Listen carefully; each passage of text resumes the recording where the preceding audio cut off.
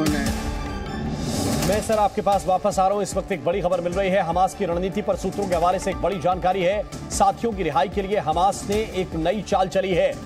बंधकों के बदले साथियों की रिहाई का प्लान हमास ने बनाया है। हालांकि ये पुरानी रणनीति रही है। इस तरह से बंधक बनाकर उसके कुछ साथी जो पहले से इजराइल की कैद में हैं उनको आजाद कराने की ये कोशिश हो सकती है। प्रणय उपाध्याय इस वक्त हमारे साथ ज्यादा जानकारी के साथ जुड़ रहे हैं। सीधे उनकी तरफ चलते हैं। प्रणय, क्या अपडेट इस पर मिल रहा है? क्या एक तरह से ये बताकर कि आपके नागरिक हमने बंधक बनाए हैं, हमारे पुराने आतंकवादियों का या हमारे पुराने साथियों को छोड़िए, ये प्लान है?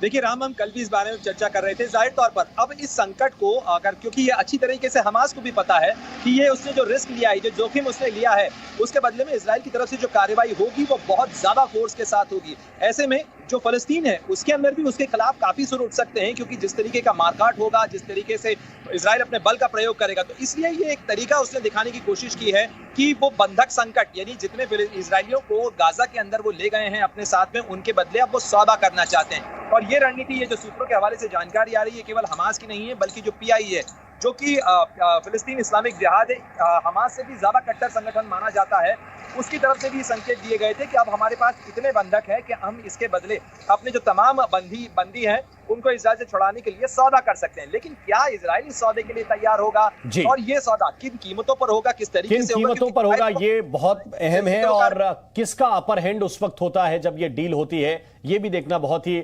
महत्वपूर्ण होगा।